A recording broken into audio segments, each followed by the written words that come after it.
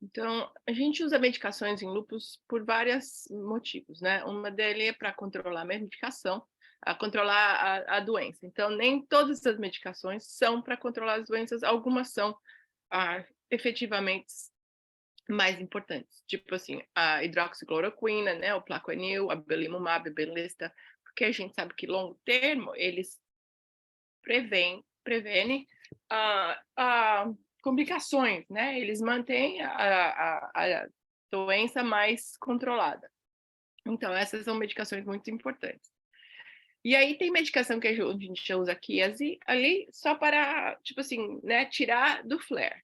Então, são os glucocorticoides, os anti-inflamatórios, né, os cremes de esteroides, que a gente usa nem sempre, mas é necessário. Aí existem outras que a gente usa para tratar complicações de lúpus. Então, é o micofenolate, o azotiaprina. E aí eu não sei se tem o Actar Gel, que na verdade é uma injeção de corticotropina e que faz a pessoa fazer a própria prednisona. E aí, também, porque quando a gente dá tanta medicação para o paciente, a gente causa efeitos secundários, então a gente tem medicações que, né, tratam o efeito secundário. Então, a gente tem o alendronate para osteoporose, né, medicação para diabetes, medicação para refluxo. Então, tudo isso, na verdade, também faz parte do nosso arsenal. Historicamente falando, as primeiras medicações que usamos em lúpus há muito tempo atrás, né, foi aspirina, na verdade. E aqui ele sempre conta a história que a gente dosava aspirina assim, era aspirina de 500 miligramas, e você tomava até você ouvir um zumbido ou da dor no estômago, né? Então, 10, 15, não existia uma medicação para controlar. Em 1952, Actar Gel apareceu no mercado e foi aprovada para várias, na verdade, medicações em reumatologia, mas é muito difícil de fazer. É um líquido, é injeção, então não teve muita procura. E em 1954 foi que lançaram a prednisona, e aí usavam muito a prednisona. O Plaquenil, a hidroxicloroquina, tem uma história interessante. Vem em 1955, a gente vai falar sobre isso um pouquinho. Em 1970, a azotiaprina, que ainda é usada aqui nos Estados Unidos, como a gente chama de off-label, ela não é aprovada, mas a gente usa. Em 88 é que a gente começou a usar o metotrexate, em 1990 o micofenolate, em 2010 que a gente começou a usar a ciclofosfamida, em 2011 a belimumab, né? Então, foram, sei lá, quase 200 anos ou mais 100 anos até ter uma medicação que realmente fosse aprovada para lúpus, e mais de 50 anos entre o Plaquenil, que realmente é indicado, e a belimumab. E o rituximab aqui, que a gente ainda é considerado off-label, mas a gente usa ainda bastante no tratamento de lúpus. Então, como eu falei, existem vários tipos diferentes e os usos são diferentes, né? Então, o creme de esteroide é para discoide, é para cutâneo lúpus, né? É short term, é muito curto, você não pode usar por muito tempo, senão você tem muita complicação. Os anti-inflamatórios, né? Às vezes a gente dá para controlar dor no corpo, dor nas juntas, e a gente tem que sempre dar com medicação para refluxo. E aí, nessa categoria que a gente chama aqui de DMARD, que são os anti-rheumatic drugs, não sei como é a nomenclatura no Brasil, que a hidroxicloroquina, a crinacrina, a metotrexate, leflunomide e a sulfasalazina. A quinacrina é uma forma de cloroquina, e ela é interessante porque ela é usada muito e ela funciona muito bem para discoide lúpus. O problema é que quando você usa ela por muito tempo, ela torna a pele amarela. A pessoa parece aquele passarinho, o Tweety Bird, tá?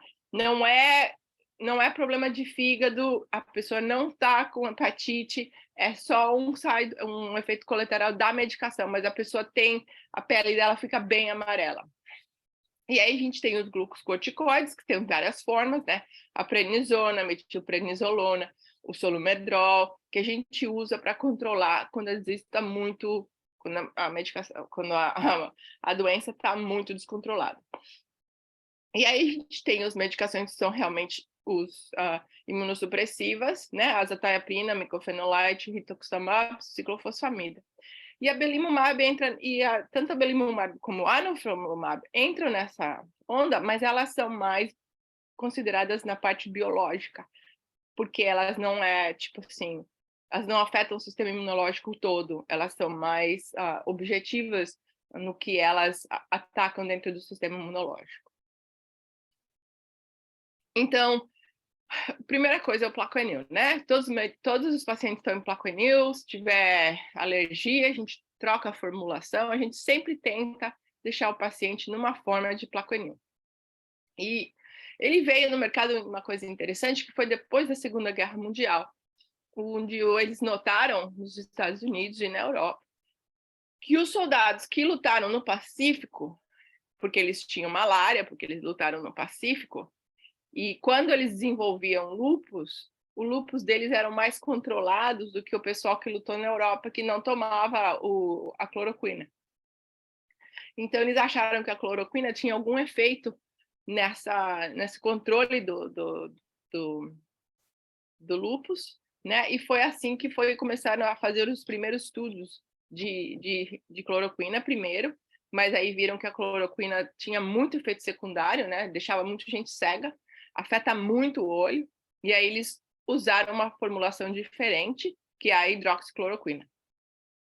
O efeito dela é que ela é imunomoduladora, né? Ela reduz a inflamação mais ou menos 50%, né?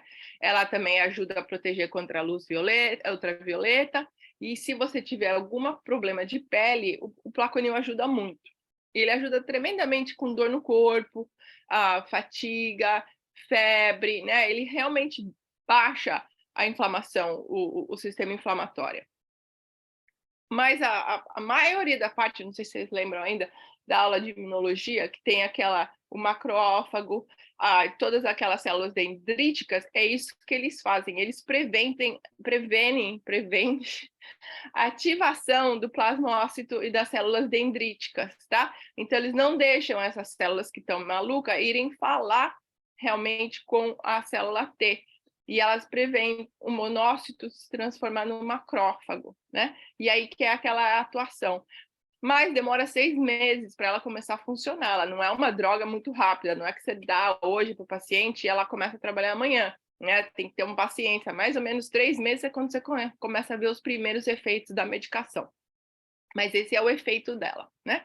E ajuda muito. A gente fala aqui que Plaquenil tem muitas coisas boas, né?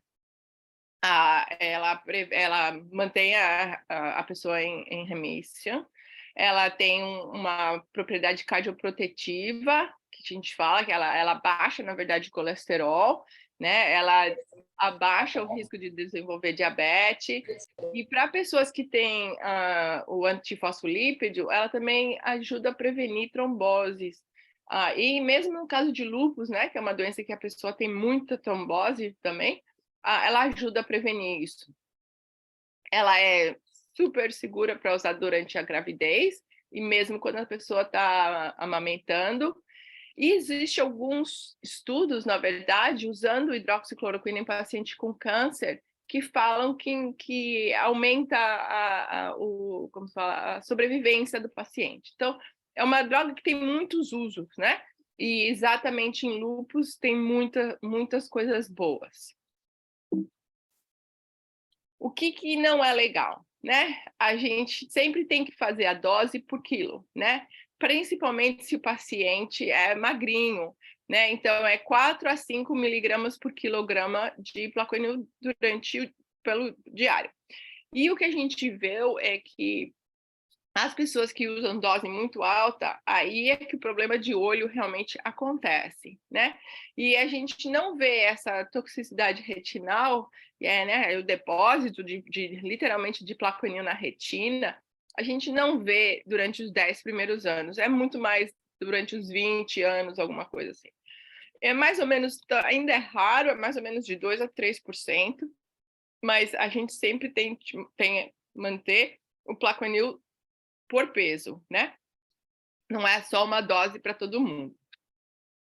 Então, a recomendação aqui é para você ver o oftalmologista, né, e fazer um exame específico que eles chamam de slit lamp, para eles poderem ver a retina, e antes de começar e depois de 5 anos. Mas normalmente a gente fala para o paciente todo ano para usar hidroxicloroquina, para fazer o exame de oftalmologia. Os efeitos mais comuns, os efeitos secundários mais comuns, na verdade, é a náusea, diarreia, um pouquinho de dor de cabeça, né? Mas isso resolve normalmente depois de umas semanas. Eu normalmente falo para os meus pacientes, você começa com uma só e depois, se você não tiver nenhum efeito secundário, começa a tomar 2. Não faz diferença se ele toma junto, se ele toma separado, não faz diferença nenhuma. Um dos efeitos secundários que a gente vê em pessoas que tomam Plaquenil por muito tempo é que ele dá uma descoloração na pele. Parece que a pessoa tem um hematoma, tá? Mas não é um hematoma, é um efeito secundário da hidroxicloroquina.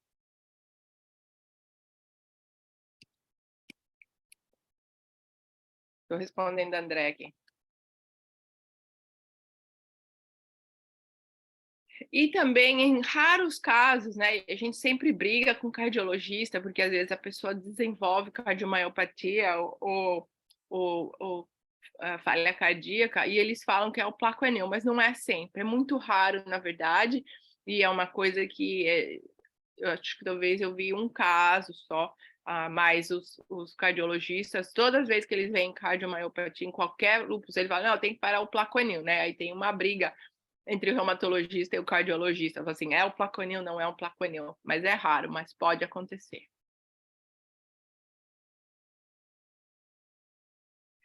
Metotrexate é uma outra medicação que a gente usa, né? Particularmente quando a pessoa tem mais sintomas de dor, inchaço de juntas, né? Que tem alguns pacientes que têm, na verdade, uma combinação de lúpus e artrite reumatoide, né? Que a gente chama de lúpus. Então, é uma combinação entre as duas doenças. O que é o metotrexate?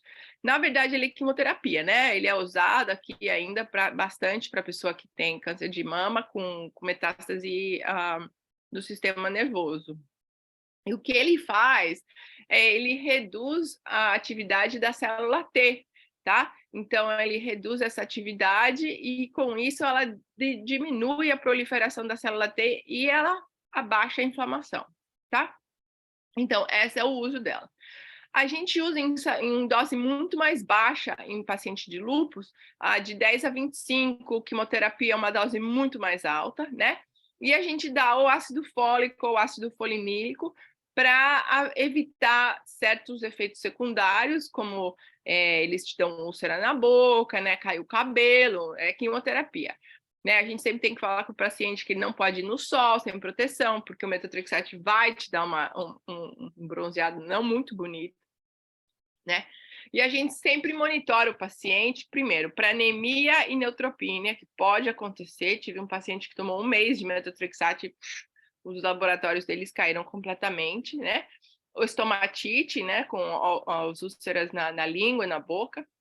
A fibrose hepática, pulmonar, fibrose pulmonar, né? Ele dá muito cansaço. A pessoa fala, eu tomo 2 dias depois eu não consigo sair da cama. Então, tem gente que é muito sensitiva, mas tem gente que não tem efeito colateral nenhum.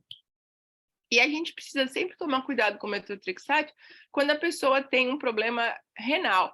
Porque se ela tem uma função renal menos de 30, você tem que monitorar o metotrexate muito, muito, muito, muito...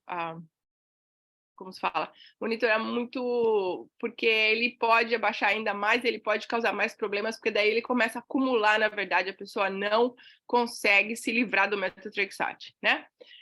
Não pode tomar durante quando a pessoa está grávida, aqueles falam que a categoria é X, porque ele causa muito efeito como se fala, defeito, né, no bebê, então ele é teratogênico, então a gente não pode usar e a gente sempre fala para o paciente que ele tem que parar o metotrexate quase 6 meses antes de começar a tentar engravidar, né? E a mesma coisa para homem é um pouco menos, é mais ou menos 3 meses, mas para mulher é no mínimo 6 meses sem nenhum metotrexate no corpo para poder ter uma gravidez tranquila, né? A gente fala para o paciente que eles têm que tomar 2 formas de contracepção, isso raramente acontece, e o efeito maior deles, na verdade, é a perda de cabelo, né? Tem gente que perde muito cabelo, e eles veem assim, o que está acontecendo, né? Então a gente sempre fala para o paciente, ó, você começou a perder o cabelo, para de tomar, e a gente tem que trocar de medicação.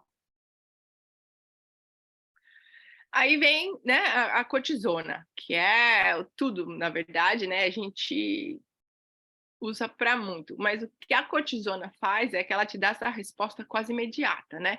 Ela para a resposta inata, ela para o macrófago de fazer zona, né? Ela literalmente fala, não, não tem mais inflamação, acabou a inflamação. Você toma uma pastilha agora, em 3 horas você já está se sentindo melhor. Então, infelizmente, em alguns casos, a gente tenta usar o menos possível, né, em termo curto, mas às vezes tem que fazer por anos, né, por meses, né, a gente tenta reduzir a dose, mas às vezes é muito complicado. Né, e outra forma de glucocorticoide, como eu falei, é o Actargel, que eu não sei se existe aí, mas na verdade é um hormônio, é o ACTH, tá? Há várias formulações de glucocorticoides, então você tem a hidrocortisona, metilprednisolona, prednisolona, na verdade, quando a gente toma, ela é metabolizada para prednisolona, né, no fígado, que é a forma ativa, e o solumedrol.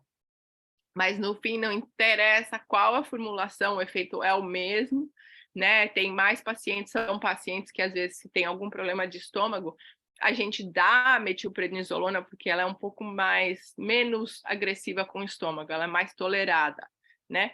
Então a gente tem que tentar trocar às vezes, a gente dá IV intravenosa para evitar, principalmente se a pessoa está em caso de dano de órgãos internos, aí a gente vai dar o pulso, né? Que são 3 dias, alguns médicos fazem de 500 miligramas de solumedrol ou 1.000 miligramas, depende do médico.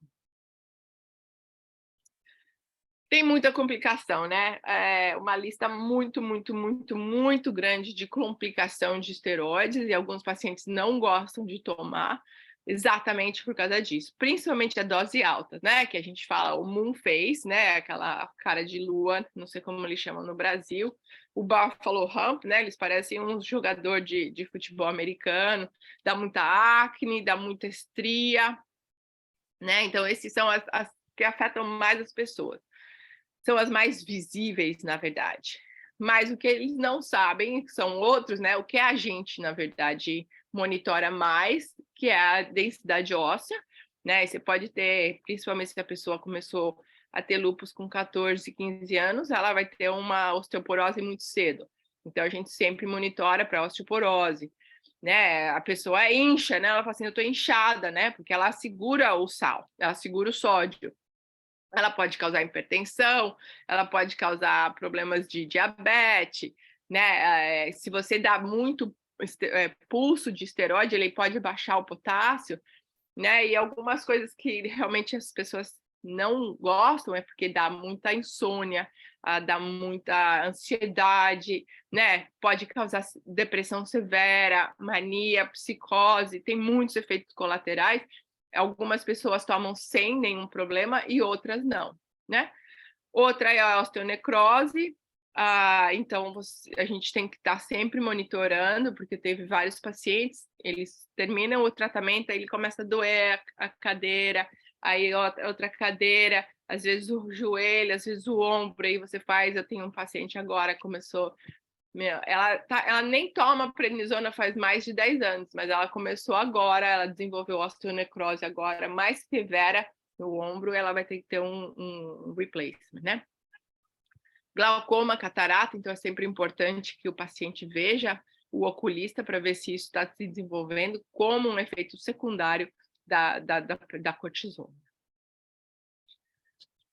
Mudando para o mycophenolate, né, que é uma medicação que a gente usa, na verdade, muito, principalmente quando existe, assim, um problema que está afetando o rim, ou o cérebro, ou uns órgãos mais, que não seja só, né, o lúpus, assim, com dor no corpo, né, a gente não usa isso para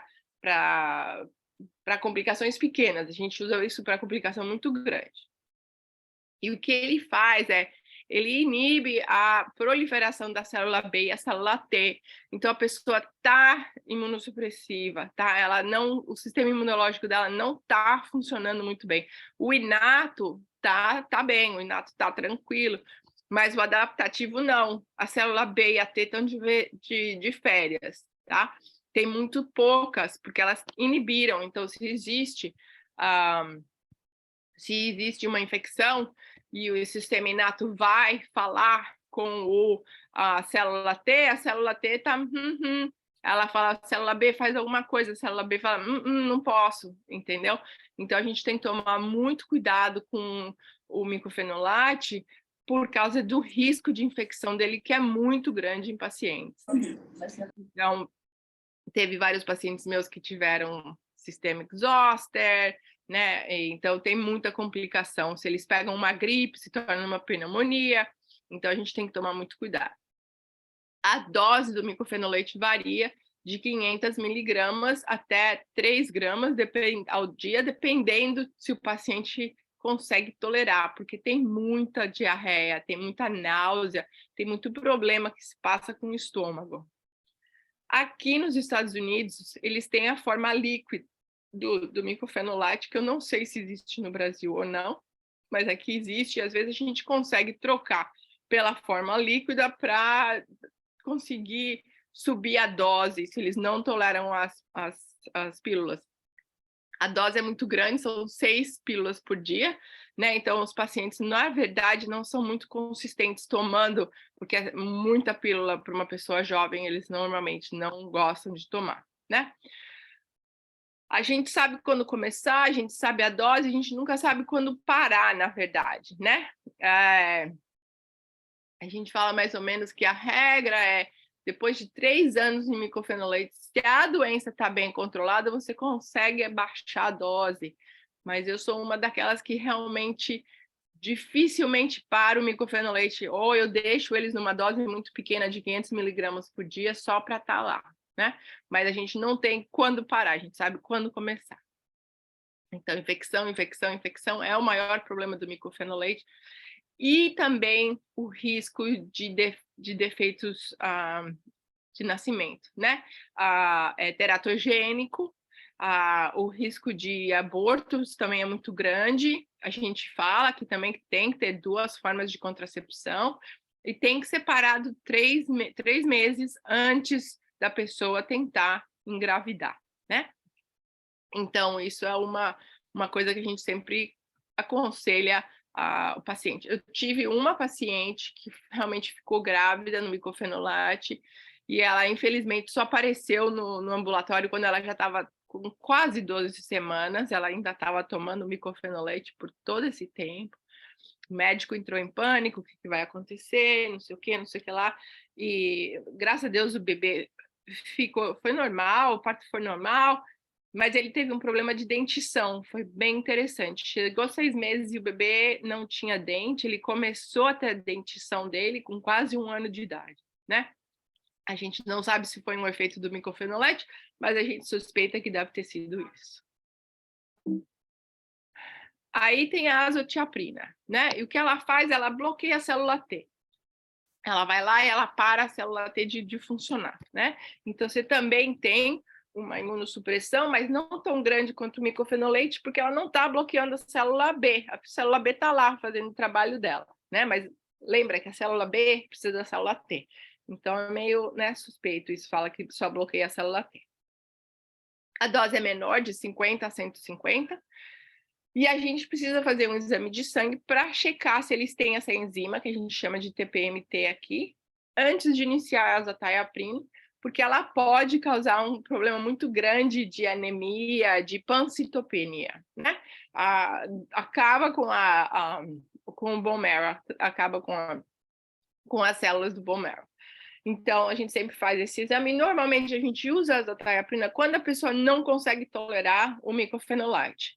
Não é a primeira, como se fala, a primeira opção, nunca. É sempre a segunda opção, né? Um pouquinho mais fácil no estômago, náusea, vômito, não tanto diarreia quanto dá o mycophenolate. Então, a gente sempre monitora para leucopenia, trombocitopenia e anemia, né? Mas, em caso a pessoa fique grávida, ou esteja planejando ficar grávida, ela é segura, não tem problema se você usar durante a gravidez. Então, a gente realmente ou troca, ou se a pessoa fala assim, não, como o meu paciente chegou lá grávida, né? A gente trocou ela para o azathioprina, né? Então, a gente... Mas nunca, na verdade, tudo é seguro em lúpus, né? Eles podem ter um risco de ter um bebê pequeno ou um risco de ruptura de membrana prematura. Então, não causa defeitos, mas pode causar outros problemas. A ciclofosfamida, né, tipo assim, essa é super, super, super, super potente, a gente só usa realmente quando precisa, quando tudo mais falhou, ou é um caso muito grave, principalmente quando a pessoa tem o neuropsiquiátrico, né? Então, a gente entra com a ciclofosfamida. E o que ela faz? Ela realmente depleta, ela mata a célula B e célula T, né? Então, você tem o sistema imunológico só o inato que está funcionando. O adaptativo se foi, né? Então, aí, às vezes, você vai ver que tem gente que usa ciclofosfamida com o rituximab para matar o resto das células B. Então, é uma imunossupressão muito grande. Então, a gente tem que tomar cuidado realmente, mais ainda com infecção, né? Então, a gente realmente usa isso quando é assim, não tem mais nada que pode funcionar, a gente vai de ciclofosfamida. No Brasil, imagino que seja um pouco diferente, porque vocês não têm acesso a outras medicações tão fáceis, então imagino talvez que vocês devem até usar um pouco mais. E normalmente 6 meses de ciclofosfamida, né? Uma infusão a cada mês, e aqui nos Estados Unidos. Na Europa, eles usam por pílula, né? E eu não sei, na verdade, o que vocês fazem aí no Brasil, se é infusão ou se é pílula. Vai cair o cabelo, né? É quimioterapia. Isso né? Teratogenicidade. E o maior problema dela também é que aumenta o risco de câncer de bexiga, né? Então, a gente normalmente dá a infusão com a mesna. E a gente também tenta, às vezes, quando a pessoa a gente vai falar sobre isso, parar o ovário de funcionar, porque ela causa uma esterilidade muito grande, né? Então, esterilidade, principalmente em mulheres de mais de 30 anos, é garantida. Então, a gente tem que tomar cuidado e também pode causar no futuro uma leucemia, né? Um linfoma. Então, tem efeitos secundários muito grandes com essa medicação. Bom, aí tem a belimumab, né? E a belimumab, na verdade, ela foi aprovada em 2011, né? A gente já falou, acho, sobre isso. Nunca para ser usada sozinha, ela é sempre usada em combinação com outra medicação, seja o mycophenolate, seja a hidroxicloroquina. Mas ela é uma medicação que, a longo termo, ela tem um efeito de controlar o lúpus muito bem. Ela diminui as chances da pessoa desenvolver nefrite e outras complicações de lúpus. Então, a gente, às vezes, põe o paciente aqui, na verdade, como se fosse um plaquenil, né? Para evitar, na verdade, a complicação. Então, há várias formas, né? Subcutânea e a intravenosa, a gente tem aqui, não sei, no Brasil.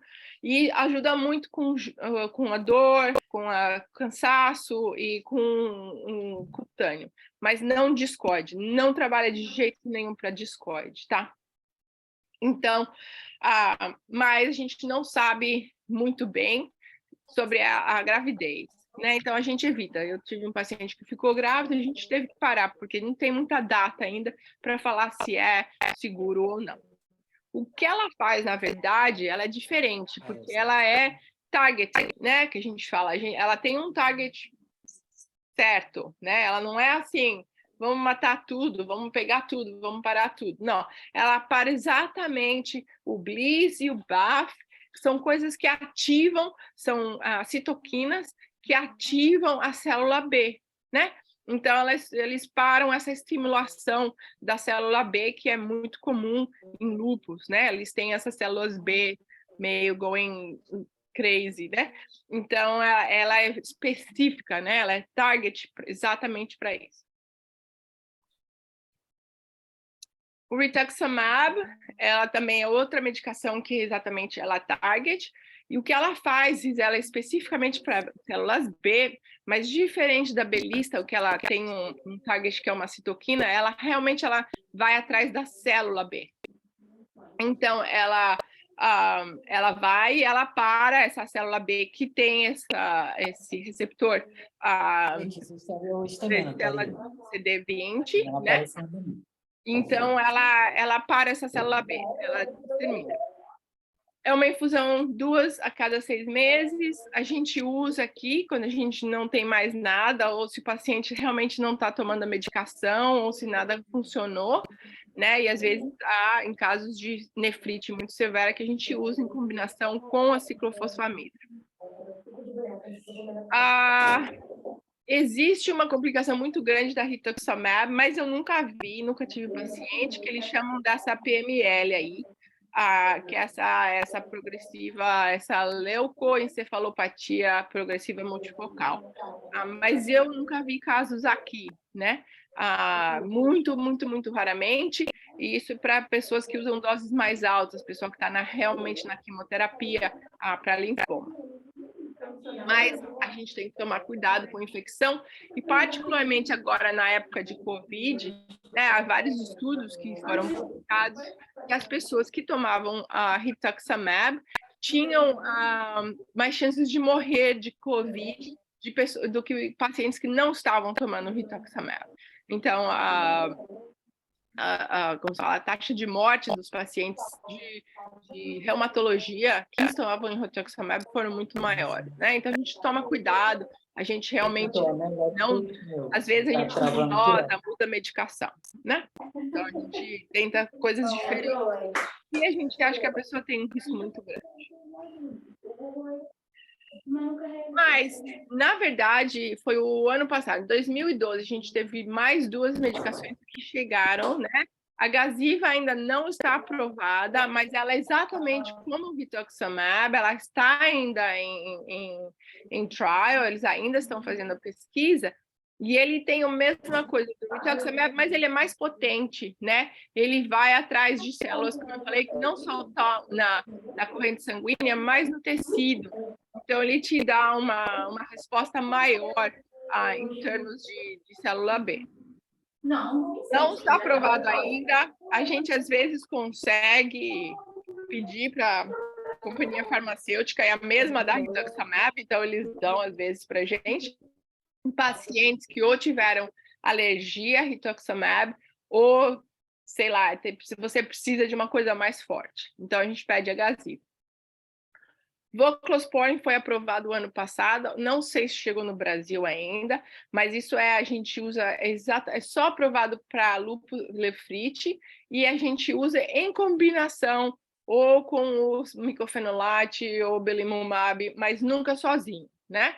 É uma medicação que não é muito forte, então ela ajuda muito mais a pessoa a se recuperar da nefrite, mas não é para ser usada sozinha. E o ano passado também a gente teve, o FDA aprovou o anifrolumab, que na verdade bloqueia, como a belimumab é bem target, né? E ela bloqueia o tipo 1 interferon. E o tipo 1 interferon é interessante em lúpus, porque pacientes de lúpus, quando você faz o estudo de interferon, eles têm um nível de interferon tipo 1 muito alto. A gente fala de gene signature, né? A assinatura dos genes dele. Eles têm essa produção muito alta de interferon.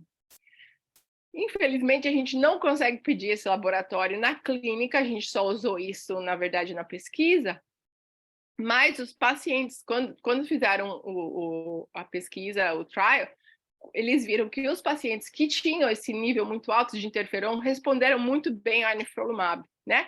E isso, eu tenho 3 pacientes agora nessa medicação e estão indo muito bem. Funciona muito bem para discoide, funciona muito bem para pacientes que têm problema de pele, um pouquinho de dor. Ele está funcionando muito bem, né? A gente não sabe, assim, em longo termo, qual vai ser o efeito dele, porque ele acabou de sair. Mas, como a Benlysta, ele é target, ele não pega tudo, ele só para o tipo interferon, que, na verdade, é uma coisa que que trabalha também perto do macrófago, né? Ele para meio que aquela atividade doida do macrófago. O problema do interferon, quando você bloqueia, ele é importantíssimo para infecção viral, né? Então, a gente realmente recomenda tomar a vacina da zoster, da hepatite, né? A gente dá um monte de vacinação para o paciente antes de começar o anifrolumab para prevenir certos vírus que a gente consegue vacina, né? Aí a gente fala para o paciente tomar todas as vacinas possíveis antes de começar o anifrolumab. Mas realmente o maior problema de anifrolumab é viral, tá? O paciente adora tomar coisa que não pode. Então, eu sempre falo a lista do que eles têm que tomar, né? Que é o cálcio, a vitamina D, super importante para todos os pacientes de lúpus. Normalmente, eles têm uma vitamina D muito baixa.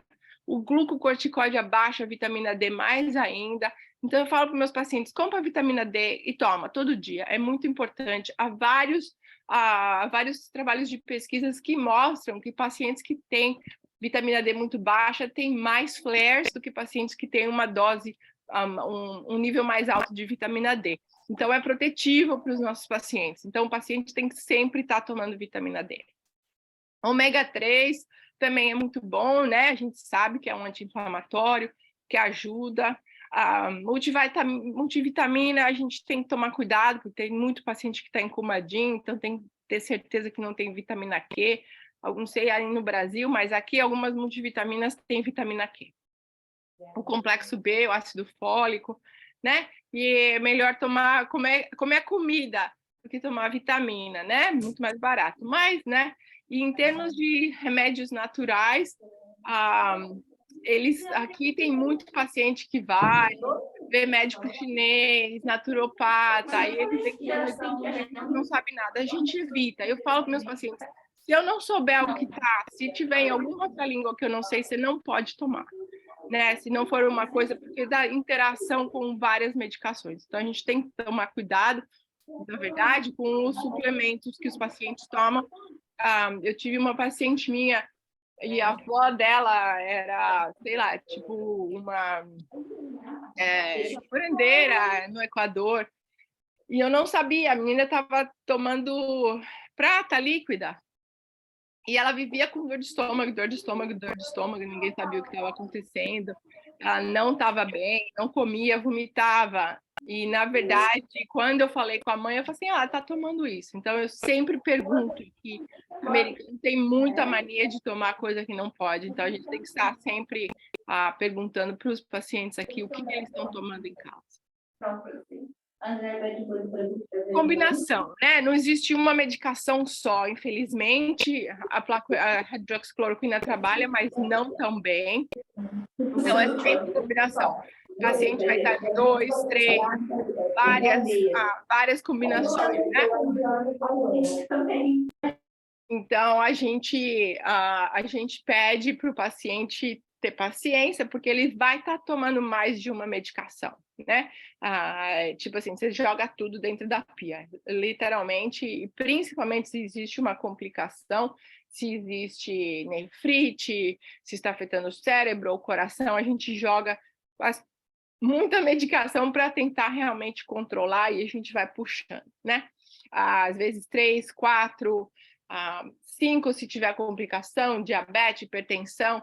Então, às vezes, você vê paciente que está tomando 10, 15 pílulas por dia, o que é um problema, porque aí eles não tomam, na verdade, o que eles, né, eles escolhem, eles tomam 5 hoje, 5 amanhã, eles fazem uma zona que nem todo mundo, na verdade, começa, como se fala, eles tomam sempre as medicações, né? Sempre que existe uma complicação, uma lúpus nefrite, o que for, é sempre longo termo, né? Então, eu aviso o meu paciente, eu preciso de você fazer isso por 3 anos, no mínimo, né? Então, para já avisar que isso não é uma coisa que vai durar 6 meses, não vai durar 1 ano, vai durar, né, 3 ou 4 anos, e você vai precisar tomar essas medicações. E aí a gente tem que negociar, porque, na verdade, o paciente não gosta de tomar mais do que 2 ou 3 pílulas por dia, né? Então, eu tento, às vezes, dar o belimumab, o rituximab, porque daí tira algumas das medicações que eles têm que tomar diariamente.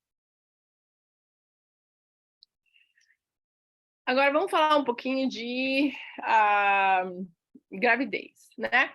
Pacientes de lúpus aqui, eles adoram ficar grávidos na surpresa. Eles não avisam, eles já chegam para você grávido, né? Ou grávida, desculpa. Então, a gente está sempre mexendo com as medicações dele.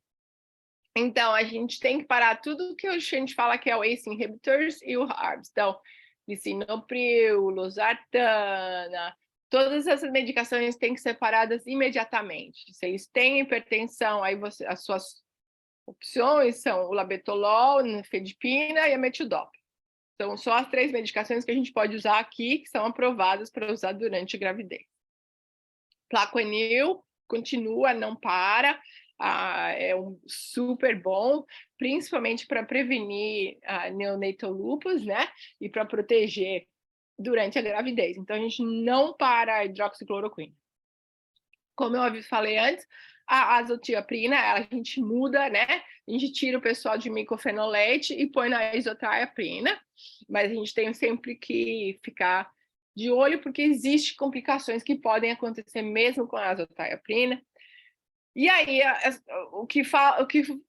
a única coisa, né, que sobrou é o esteroide, né? O glucocorticoide. Então, a gente tem que usar, mas não tanto como a gente usaria se a pessoa não tivesse grávida, né? Porque o risco de diabetes aumenta, o risco de hipertensão aumenta. E se você usa doses muito altas no fim do terceiro trimestre, às vezes pode ter uma ruptura mais cedo das membranas, né? Então, a gente está sempre monitorando esse paciente muito, muito, muito. Eu vejo os meus pacientes que estão grávidos quase todo mês.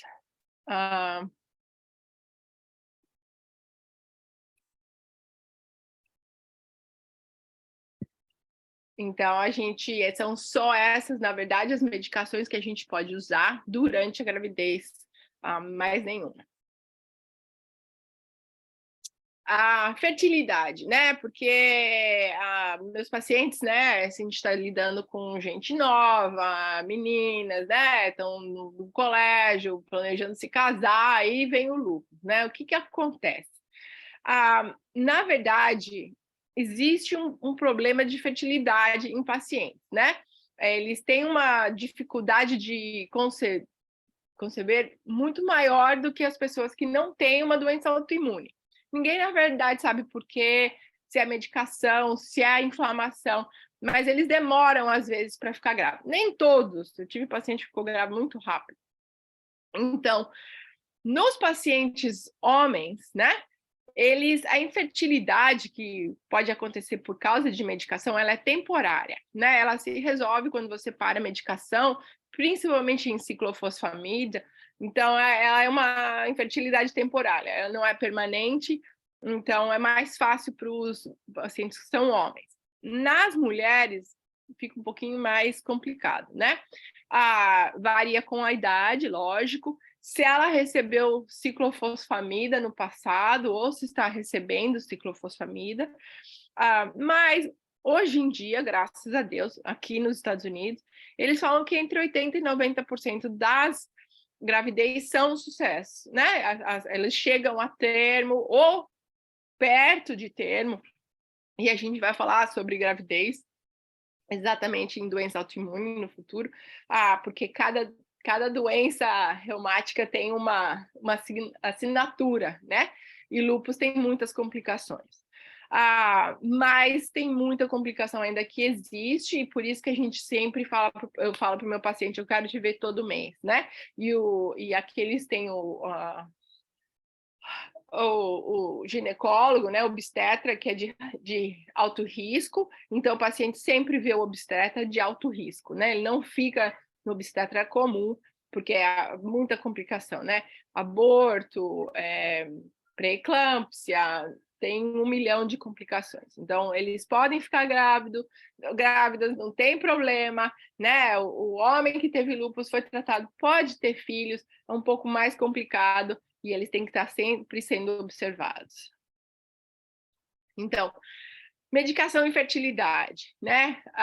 Esse é um problema de algumas medicações. Metotrexate e leflunomide, não sei se vocês usam leflunomide aí, a gente usa aqui mais para artrite reumatoide do que e artrite psoriácea. A metotrexate a gente usa mais em lúpus, né? Então, é o risco de defeito, porque elas são teratogênicas. A leflunomide ainda mais que o metotrexate, a pessoa tem que parar a leflunomide 1 ano antes de tentar engravidar. Então, fica no corpo por muito tempo e afeta tanto os óvulos quanto o esperma, né? Então, normalmente, a gente fala para o paciente estar em anticoncepcional, que nem sempre. No caso de metotrexate, não afeta a fertilidade, mas eles não podem ficar grávidos enquanto estão tomando a medicação. No caso de micofenolate também é mais o risco de defeitos, né? Então a gente normalmente para e troca para o azotiaprina antes, na verdade, da pessoa ficar grávida. O tempo de micofenolate é talvez 1 mês a 6 semanas. Você para, ele já está fora do seu sistema, você consegue começar a azotiaprina. A ciclofosfamida, ou citoxan, que é mais ou menos o grande problema, porque ela causa infertilidade, tanto em homens quanto em mulheres, né? Depende da dose que eles receberam, depende da idade que eles eram, quando eles receberam o ciclofosfamida, e é cumulativa. Então, pessoas que receberam ciclofosfamida, tipo assim, por 3 anos, 4 anos, vai ter um problema de fertilidade muito grande, comparado à pessoa que só recebeu a ciclofosfamida por 1 ciclo, né? Então, ela afeta o ovário. E não só afeta a fertilidade, principalmente na mulher, ela pode causar uma menopausa muito cedo, né? Então, você pode ter uma mulher de 30 anos na menopausa, né? E isso tem consequências, tanto para a densidade óssea, quanto em termos de metabolismo. Então, é uma medicação que a gente usa assim, com muito cuidado em pacientes, tanto homem quanto mulher, mas mais no caso das mulheres. Qual é o efeito dessa quimioterapia?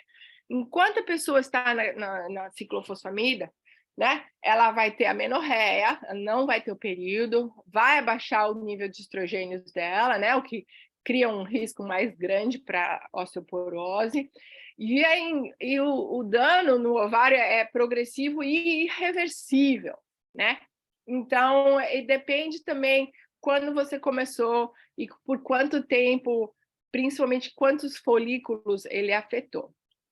Então, mais ou menos, a gente sabe, né, que a falha ovária acontece mais ou menos de 11% a 60%.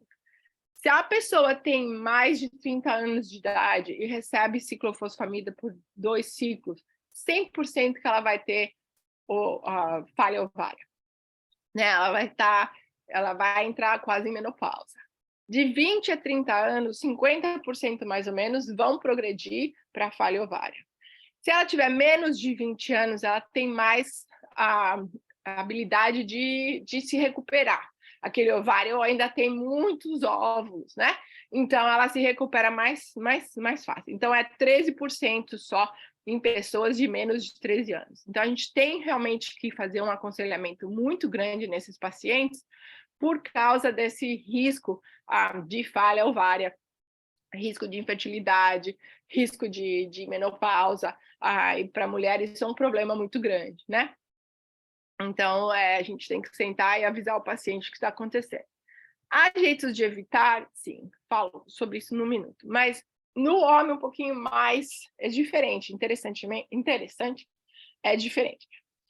Enquanto a mulher que é mais jovem se recupera, se o rapaz, tipo assim, for pré-pubescente, ele vai desenvolver as características sexuais secundárias, mas ou ele vai ter um nível de esperma muito baixo quando ele crescer, ou ele vai ter azoospermia, né? Então, isso pode acontecer se ele for pré-pubescente. E ele também pode ter uma atrofia testicular. Em adultos, ele não vai ter esperma por 6 meses durante a terapia e 6 meses depois. Aí ele reverte, ele volta a fazer o esperma normalmente, né? Então, é o oposto da mulher. Na mulher adulta, ela vai ter infertilidade e no homem é o contrário. O pré-pubescente é que vai ter infertilidade. Então, se você vê criança, se você trabalha em pediatria, isso também gera um aconselhamento muito grande falando com os pais e com o paciente. Não sei, peraí, deixa eu voltar aqui um pouquinho, só para eu falar. A gente aqui, quando a pessoa está para receber ciclofosfamida, a gente dá Lupron. Eu acho que vocês devem fazer a mesma coisa aí, né? A dose é 3,75 miligramas todo mês. E isso é para parar o ovário completamente de produzir óvulos, né? Para o ciclo completo.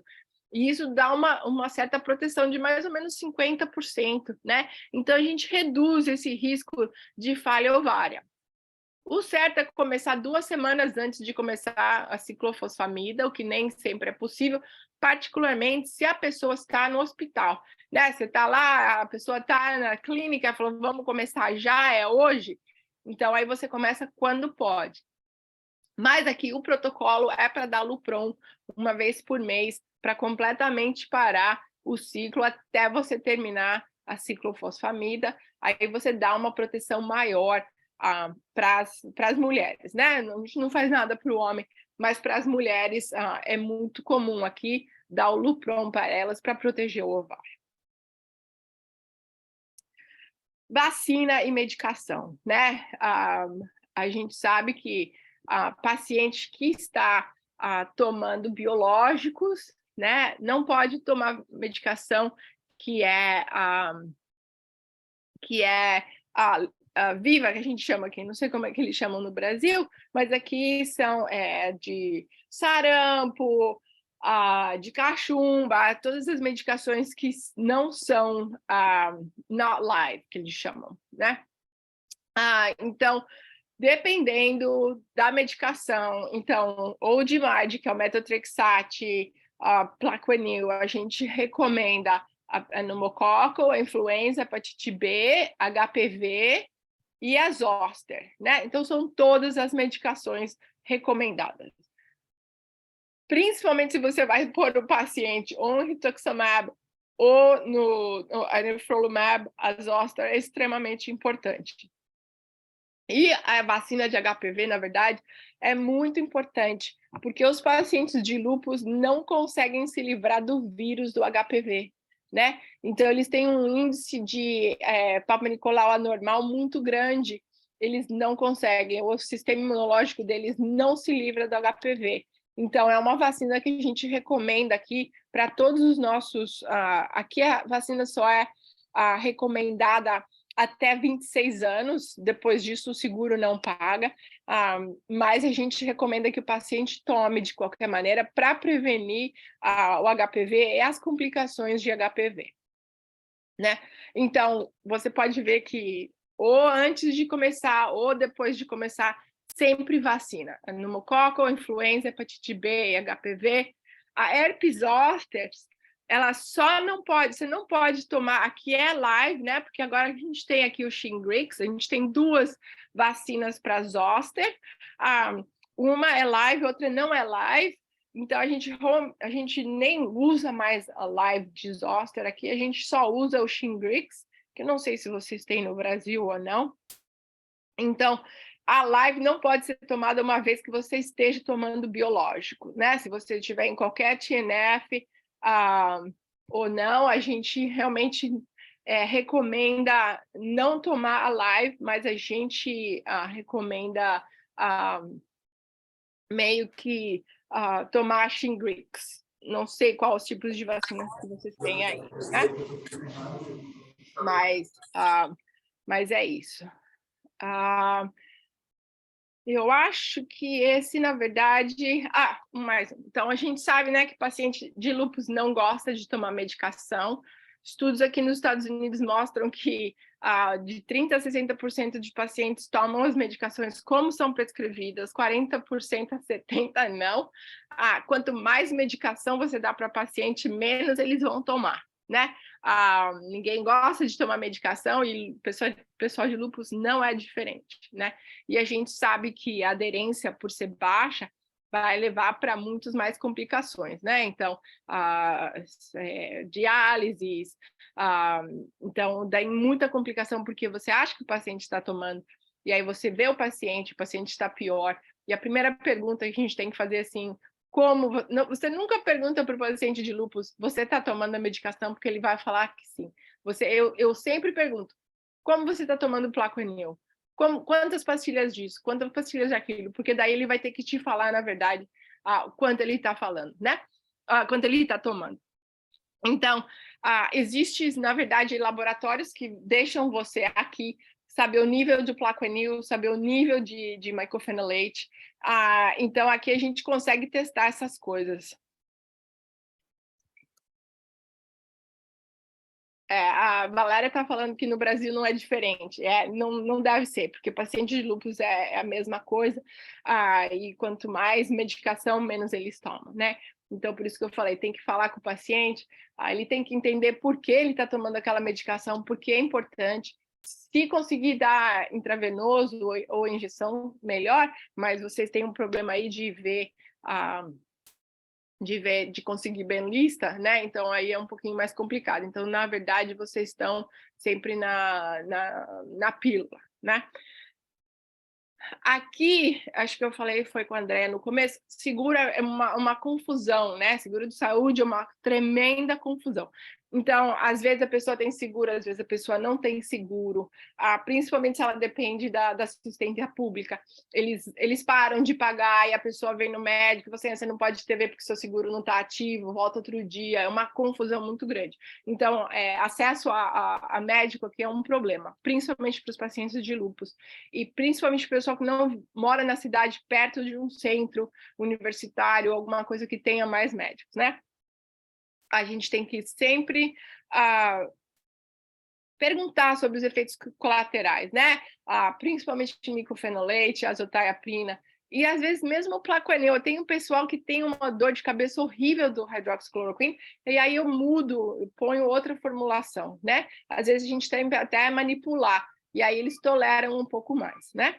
A gente tem que ter também que as pessoas que têm lúpus têm muita depressão, e pessoa com depressão não gosta de tomar medicação, né? Então a gente tem que fazer esse acesso. Vocês parecem que tem psicóloga aí, onde eu trabalho não tem psicóloga, não tem trabalhadora social, então a gente tem que mesmo fazer esse trabalho a gente mesmo. E a gente sabe que, né, pessoas aqui nos Estados Unidos, pessoas como se fala, African Americans, hispanos, latinos, têm menos acesso do que os Caucasians, que são os brancos, que têm mais acesso a médico do que eles. Então, existe esse problema também, né? E eu acho que acabou por hoje, gente. Vocês têm perguntas, comentários, alguma coisa que vocês querem discutir?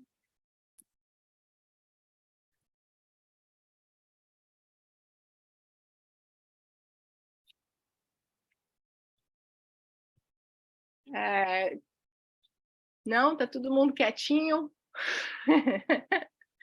Ah, então é assim, por hoje a gente acabou, né? O tema era só discutir medicações que a gente usa em lúpus. Ah, e eu acho que a próxima... Oh, tem uma pergunta aqui no chat. Tá, pacientes sem seguro aqui, né? Porque aqui tem mais ou menos três tipos de seguro. Tem os privados, né? E tem vários planos dentro do privado, do que paga tudo até que, na verdade, só paga para você ir no hospital. Existem planos assim, você não pode ver médico fora do hospital. Se você acontece alguma coisa, você tem que ir no setor de emergência. É umas coisas absurdas. Então, tem esses planos particulares que já são mais ou menos não tão compreensivos. Se a pessoa ou é desabilitada ou tem mais de 65 anos, ela qualifica para o que a gente chama de Medicare. Medicare é um seguro, né, que na verdade foi criado para pessoas que se aposentam. Então, a gente dá um seguro especial para ele, mas na verdade como fala, é outra pegadinha, porque esse seguro só paga 80% das contas médicas, né? Então, os outros 20%, ou você tem que comprar um segundo seguro para combinar com o Medicare, né, que custa muito dinheiro. Então, você está aposentado, você tem só metade de um seguro e ainda tem que pagar para ter seguro. Isso é para todo mundo, né? Então, esse é o Medicare. E aí tem o Medicaid, né? E o Medicaid mais ou menos seria o SUS do Brasil, onde você tem acesso a médicos em certos hospitais, que eles chamam que são os hospitais, universidades educacionais, que o governo federal paga para ver esse tipo de paciente. E dentro do Medicaid tem vários também planos, né? Então, são várias companhias, apesar de ser um programa federal, eles, tipo assim, terceirizaram para companhias de seguro. Então, nem todo mundo, né, aceita isso. Você tem que ir no que a gente chama das clínicas, como aí, né? Tem no SUS, você vai nas clínicas, e então, eles, na verdade, esse seguro é o melhor seguro que tem, né? E você tem que fazer menos de $20 mil ao ano para qualificar para ter esse seguro. Basicamente, você não pode trabalhar, né? Então, se você começar a trabalhar, eles cortam o seu seguro, que é mais complicado, porque aí você fica sem seguro, mas você está trabalhando. Então, o Medicaid cobre tudo. Medicação, cirurgia, e o paciente não paga absolutamente nada, nem medicação, nada. Tudo é de graça, né? Então, é o que mais o pessoal que tem Medicaid tem um problema de achar médico que aceita o seguro dele. Onde eu trabalho, a gente aceita todos os seguros, né? O meu chefe, ele não quer saber, ele não faz discriminação. Então, a gente aceita pessoal com privado, Medicare, Medicaid, sem seguro, né? A gente tem uma escala lá que o pessoal meio que paga $20 para ver o médico. Então, onde eu trabalho, a gente aceita tudo. Mas a maioria de hospitais, o pessoal de Medicaid, como é aí, vai para as clínicas, né? Onde eles têm os estudantes, os residentes, os fellows. E aí eles vêm, né? Esse pessoal com a supervisão do médico, e é assim que é dividido. Mas de todos os planos, o Medicaid é o melhor, mas aí você não tem acesso tanto quanto se você tivesse um plano privado. Mas essa é a diferença. Mais alguma pergunta, gente?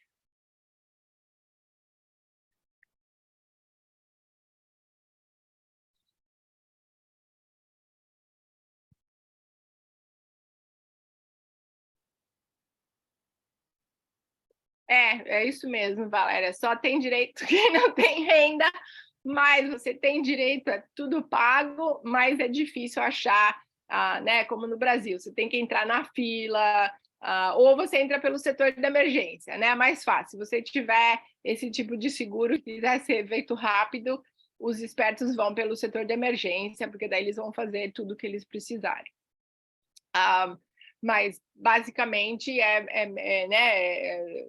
Se você é por renda, então se você faz menos de 20 mil, aí você qualifica para o que não é uma renda que você não consegue sobreviver aqui nos Estados Unidos, principalmente em Nova York. E cada estado tem limitações do Medicaid. Eles escolhem quem pode, por exemplo, aqui em Nova York, na Califórnia, imigrantes ilegais podem entrar no Medicaid. Eles têm o que eles chamam de Emergency Medicaid. Então, vai, sei lá, alguém, que nem aqui tem um pessoal que entrega coisa, aí você entra no setor de emergência, você foi, sei lá, tomou um dombo da sua bicicleta, né? Aí você entra pelo setor de emergência, você não tem seguro nenhum, né? Então, aí eles te dão o que eles chamam de Emergency Medicaid, e o governo de Nova York cobre a conta médica dessa pessoa, né? Então, eles estão cobertos. Ninguém, na verdade, em Nova York, isso é só para o estado de Nova York e Califórnia. Os outros estados, não. Os outros estados, o Medicaid é restrito a cidadãos ou quem tem o green card, né? Mas e se você é imigrante, se você não tem seguro, você está ferrado, você vai receber uma conta do hospital que você vai morrer. Então, é uma coisa absurda. Quando eu estava aqui como estudante, tomei uma mordida de um gato, e aí eu não tinha seguro, eu fui para o hospital.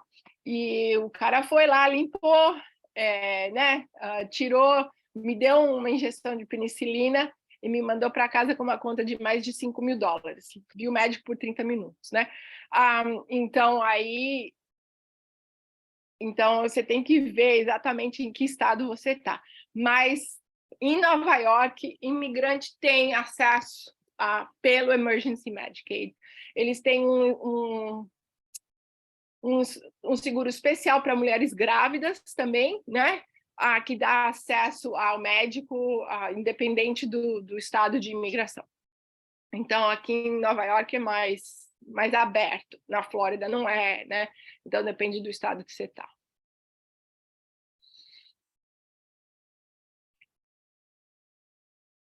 Nada, gente. Mais alguma pergunta?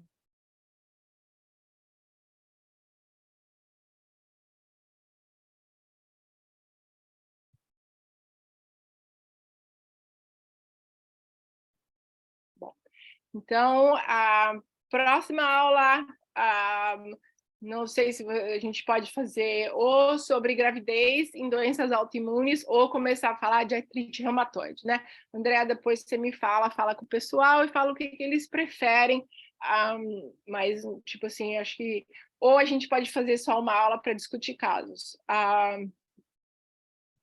Adriana, a cultura aqui é completamente diferente, cara. Eu tô aqui faz mais de 26 anos e cada dia eu aprendo uma coisa diferente. É muito doido, né? E o pior é que a cultura, na verdade, varia de estado para estado. Eu não saio de Nova York, eu fico quieta aqui, né? E graças a Deus em Nova York a gente não sente nenhum racismo, assim. Pelo menos eu nunca senti nenhuma discriminação. Você sai de Nova York, cara, é outro país, né? É um país completamente diferente. Então, dependendo de onde você vai, com quem você fala, aí você já sente um pouco mais. Mas a cultura é completamente diferente, né? Acesso à medicação, por exemplo, aqui o seguro paga a sua medicação. Acho que no Brasil não, porque minha mãe está sempre falando que ela vai comprar medicação e ela tem que pagar. O seu seguro aqui, qualquer seguro que seja o privado, seja o Medicare, seja o Medicaid, ele vai pagar. O Medicaid paga 100%. O privado paga, mas você tem um copago, que a gente chama, né? Então, às vezes, você tem que pedir medicação. Viva o SUS, é verdade, cara, porque aí você tem muito direito. Então, aí você vai ter que pagar 20 ou 30 dólares pela sua medicação, mas o seguro paga. Medicação aqui, cara, é um negócio assim, é caríssimo, né? Por exemplo, uma dose de belimumab, nem sei quanto custa no Brasil, mas aqui, uma injeção, né? Não é uma infusão, tá? É uma injeçãozinha por semana, é $5 mil, tá? Então, quando a gente consegue aprovar isso pelo seguro para o paciente, eles recebem, tipo assim, o seu copago é $1.000, né? o que ninguém tem dinheiro para pagar. Aí a companhia farmacêutica paga o copago, porque aqui o mercado é aberto, então eles podem cobrar o que eles querem. A companhia farmacêutica aqui faz dinheiro, né? Eles não têm restrição nenhuma. Então, eles pagam o copago do paciente, porque eles ainda assim estão fazendo dinheiro, né? Medicações dependem da grade de... Muito diferente. Na Califórnia, meu sobrinho estava lá, tá lá na Califórnia, e ele também estava assim, seguro, doido, estava lá estudando, e pegou tifoide, febre tifoide, olha só se pode. E ele foi parar no hospital, né? E ele recebeu o Medicaid. Eu falei para ele, cara, a primeira coisa que você vai fazer é pedir o Emergency Medicaid, que senão você vai tomar. Ele ficou 7 dias no hospital. Ele viu a conta, era quase $1 milhão. Então, mas ele não pagou nada, porque ele pediu o Emergency Medicaid, a trabalhadora social já foi lá, ele falou assim, não, eu preciso do Emergency Medicaid, e ele pediu, ele não pagou nenhum tostão, né? Então, você tem que saber como usar os seus como usar o que você pode, dependendo do estado também. Extremamente diferente, e você pode ver que alguns estados têm mais imigrantes que outros exatamente por causa disso, né? Não só o racismo, a discriminação, mas acesso à medicação, acesso a outros direitos que normalmente em alguns estados você não acha.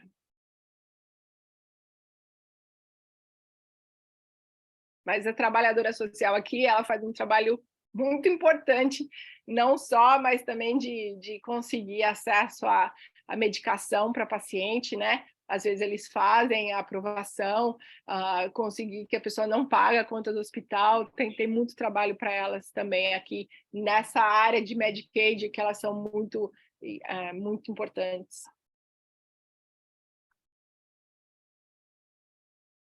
A medicação depende da grade de medicamentos do SUS. A Andrea estava me contando que às vezes vocês precisam ir na justiça para conseguir medicação, né? Aqui a gente não chega na justiça, a gente tem que apelar para a companhia farmacêutica. A gente escreve uma carta falando por quê, porque pode falar, eu pedi belimumab, a pessoa, não vou pagar, não quero saber. Aí você escreve uma carta, conta a história inteira da pessoa, manda a carta e eles aprovam ou não aprovam. Então, há jeito sempre da gente manipular um pouquinho, né, o sistema, mas não é tão difícil, eu imagino, como conseguir algumas medicações aí no Brasil. Perguntas?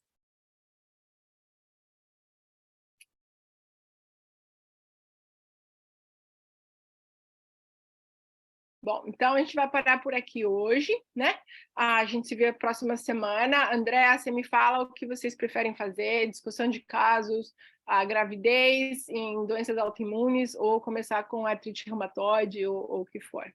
Tá bom, gente? Muito obrigado por estar aqui comigo hoje de manhã. Eu vou mandar tanto o recording quanto a apresentação para a Andréa e a gente vai se falando. Beijinhos, bom dia para todos.